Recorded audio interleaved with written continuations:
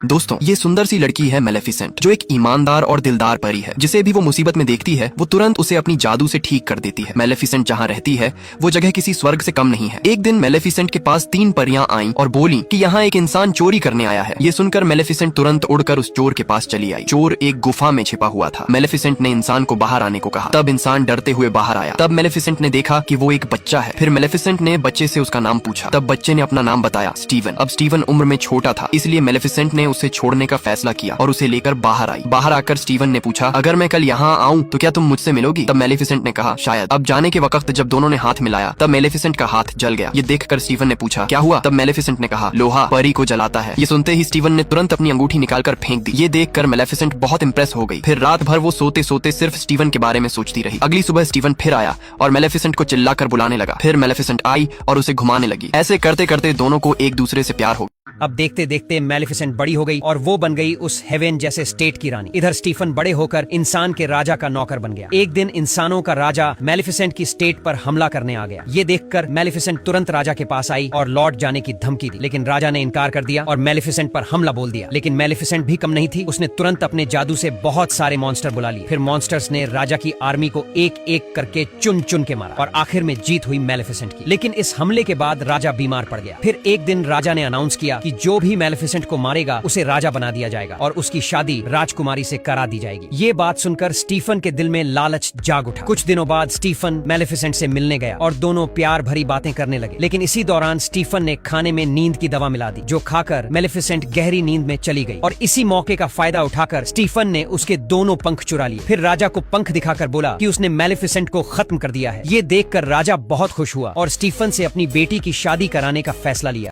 इधर मेलेफिसेंट जब नींद से उठी तो देखा कि उसके पंख नहीं हैं और वो दर्द से रोने लगी। दर्द कम होने के बाद मेलेफिसेंट अपने घर लौट रही थी। तभी देखा एक इंसान एक कौए को पकड़ रहा है। ये देखकर मेलेफिसेंट ने अपने जादू से कौए को इंसान में बदल दिया। ये देखकर इंसान डर के मारे भाग गया। फिर मेलेफिसेंट ने उस कौए को अपना सेवक बना लिया। अब मेलेफिसेंट ने कौए से कहा कि महल में जाकर स्टीफन की खबर लेकर आओ। जब कौआ महल पहुंचा तो देखा कि स्टीफन की शादी हो रही थी एक राजकुमारी से। ये बात उसने मेलेफिसेंट को बताई। ये सुनकर मेलेफिसेंट बहुत गुस्से में आ गई और बन गई उस राज्य की काली जादूगरनी रानी। कुछ दिन बाद कौए ने मेलेफिसेंट को खबर दी कि राजा स्टीफन की एक बेटी हुई है। जब नामकरण का दिन आया तब मेलेफिसेंट महल में आई और राजकुमारी को श्राप दिया। ये राजकुमारी सुंदरता की मिसाल होगी, सबके लिए प्यारी होगी, लेकिन अपने 16वें जन्मदिन पर कुर्सी में लगी एक पिन से उसकी मौत हो जाएगी। ये सुनकर राजा स्टीफन मेलेफिसेंट के पैरों में गिर गया और विनती करने लगा कि ऐसा मत करो। तब मेलेफिसेंट बोली, अगर उस दिन कोई सच्चे प्यार से उसे चूमेगा तो राजकुमारी श्राप से बच जाएगी। इसके बाद राजा ने सारे देश की कुर्सियां जलवा दी और अपनी बेटी को 3 परियों के हवाले कर दिया, जो बहुत दूर जाकर उसे बड़ा करेंगी।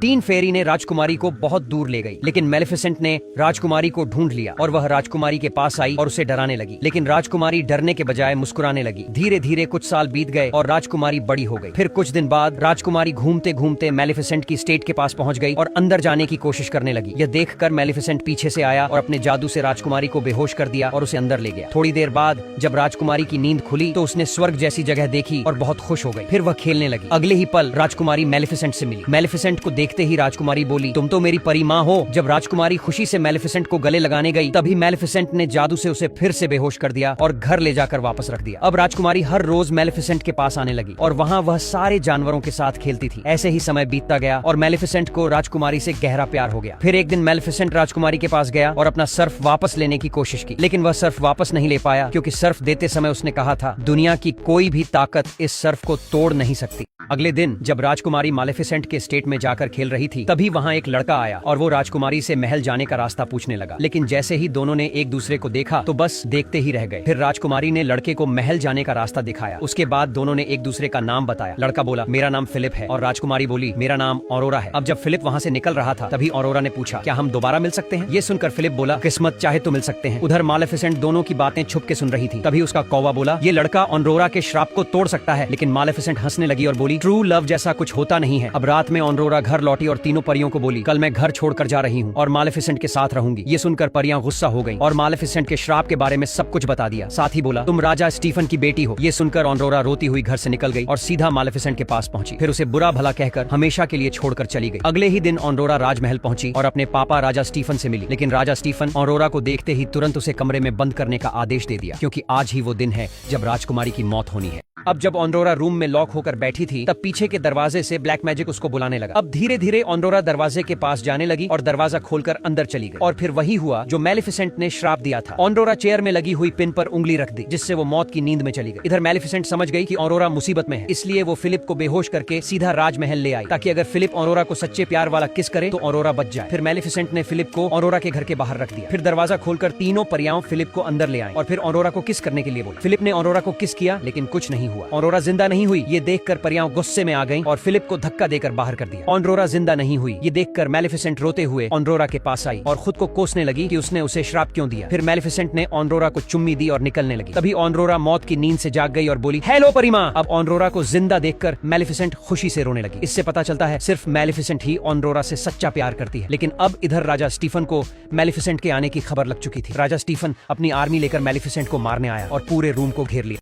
अब मैलेफिसेंट को जब पकड़ लिया गया तब उसने अपने जादू से अपने कौवे को एक बड़ा आग उगलने वाला ड्रैगन बना दिया। फिर ड्रैगन ने सबको मारकर मैलेफिसेंट को आजाद कर दिया। लेकिन राजा स्टीफन तो पहले से ही तैयारी करके बैठा था, इसलिए उसने ड्रैगन को भी बंदी बना लिया और मैलेफिसेंट को भी घेर लिया। इधर ऑनरोरा ने जब देखा कि मैलेफिसेंट को फिर से पकड़ लिया गया है तो वो तुरंत दौड़कर वहां गई जहां राजा स्टीफन ने मैलेफिसेंट के पंख चुराकर छिपा दिए थे। फिर ऑनरोरा ने उस पिंजरे को तोड़ दिया और पंखों को आजाद कर दिया। उधर राजा स्टीफन जब मैलेफिसेंट को मारने जा रहा था तभी पंख उड़ते हुए आए और मैलेफिसेंट की पीठ से फिर से जुड़ गए। ये देखकर राजा स्टीफन तो दंग रह गया। अब मैलेफिसेंट फिर से उड़ने लगी। उसने स्टीफन को पकड़कर उड़ते हुए बाहर ले गई और उसे मारने लगी, लेकिन उस पर दया करके छोड़ दिया। लेकिन स्टीफन मैलेफिसेंट को मारने के लिए उस पर कूद गया। इसी दौरान वो फिसल कर नीचे गिर गया और खत्म हो गया। अब राजा स्टीफन की मौत के बाद मैलेफिसेंट ने फिर से अपनी रियासत को जादू से हरा भरा कर दिया और फिर ऑनरोरा को इंसान और परी दोनों राज्यों की राजकुमारी बना दिया, जिसे देख दोनों राज्यों के लोग बहुत खुश हुए। इसी के साथ मूवी का अंत हुआ। राजा स्टीफन की मौत के 5 साल बाद ऑरोरा मूर देश की रानी बन चुकी थी। एक दिन उल्स्टेड का प्रिंस फिलिप ऑरोरा से मिलने आया। दोनों के बीच बातचीत हुई और इसी दौरान ऑरोरा ने पूछा कि क्या 2 राज्यों के बीच ऐसा कोई रिश्ता बन सकता है जिससे दोनों राज्यों के लोग मिलजुल कर शांति से रह सकें। ये सुनकर फिलिप ने कहा कि अगर दोनों राज्यों के दिल मिल जाएं तो ये पूरी तरह संभव है। फिर बिना देर किए फिलिप ने ऑरोरा को शादी के लिए प्रस्ताव दे दिया। ऑरोरा भी फिलिप को पहले से पसंद करती थी, इसलिए उसने तुरंत हाँ कर दी। उधर मालेफिसेंट का रेवेन डाइवल ये सब दूर से देख रहा था। वह सीधा मालेफिसेंट के पास गया और पूरी बात उसे बता दी। जैसे ही मालेफिसेंट ने शादी की बात सुनी उसका गुस्सा भड़क उठा और वह सीधे ऑरोरा के पास पहुंच गई। उसने जानना चाहा कि यह सब क्या हो रहा है। तब ऑरोरा ने उसे बताया कि फिलिप उससे शादी करना चाहता है और उसने भी इसके लिए हाँ कह दी है। ये सुनकर मालेफिसेंट ने साफ कह दिया कि वह यह शादी कभी होने नहीं देगी। और फिर ऑरोरा ने शांत स्वर में पूछा कि आखिर फिलिप उसे अच्छा क्यों नहीं लगता। इस पर मालेफिसेंट ने जवाब दिया कि वह एक इंसान है और इंसान अक्सर धोखा देते हैं। ऑरोरा ने समझाते हुए कहा कि फिलिप एक अच्छा इंसान है और उसे एक बार उस पर भरोसा करना चाहिए। इसके बाद ऑरोरा ने बताया कि उल्स्टेड के महाराज ने उन्हें दावत में बुलाया है। पहले तो मालेफिसेंट ने जाने से इनकार कर दिया, लेकिन जब ऑरोरा ने अपनी खातिर एक बार चलने की विनती की तो न चाहते हुए भी मालेफिसेंट दावत में जाने के लिए राजी हो। राजकुमार फिलिप राजमहल पहुंचकर अपने माता पिता को बताता है कि ऑरोरा उससे शादी करने के लिए राजी हो चुकी है। यह सुनते ही महाराज और महारानी बेहद खुश हो जाते हैं, लेकिन इसी खुशी के पीछे महारानी का इरादा कुछ और ही होता है। दरअसल पिछले 5 सालों से वह चुपके मैलेफिसेंट को मारने की साजिश रच रही होती है, ताकि जैसे ही मैलेफिसेंट राजमहल आए उसे वहीं खत्म किया जा सके। उधर मैलेफिसेंट राजमहल की दावत में जाने से पहले प्यार और अपनापन दिखाने की प्रैक्टिस कर रही होती है। तभी कुछ देर बाद ऑनरोरा तैयार होकर आती है और मैलेफिसेंट को एक कपड़ा देती है जिससे वह अपनी सींग ढक सके, ताकि कोई उससे डर न जाए। फिर ऑनरोरा मैलेफिसेंट और डियावेल के साथ राजमहल पहुंचती है। अब राजमहल में भव्य डिनर का इंतजाम किया जाता है और सभी लोग एक साथ खाना खाने लगते हैं। लेकिन इसी दौरान महारानी जानबूझकर मैलेफिसेंट के बारे में बुरा भला कहकर उसे चिढ़ाने लगती है। पहले तो मैलेफिसेंट को बहुत गुस्सा आता है, लेकिन वह ऑरोरा की खुशी के लिए अपने गुस्से को काबू में रखती है। लेकिन बात अब हद से आगे बढ़ जाती है जब क्वीन इंग्रिड कहती है कि फिलिप से शादी के बाद ऑनरोरा को एक असली माँ मिल जाएगी। ये सुनते ही मैलेफिसेंट का गुस्सा फूट पड़ता है। गुस्से में वह कुछ कह देती है और अचानक महाराज जॉन गहरी नींद में चले जाते हैं। इसी मौके का फायदा उठाकर महारानी आरोप लगा देती है कि मैलेफिसेंट ने महाराज को श्राप दिया है। मैलेफिसेंट तुरंत कहती है कि उसने कोई श्राप नहीं दिया, लेकिन अफसोस ऑरोरा उसकी बात पर भरोसा नहीं करती।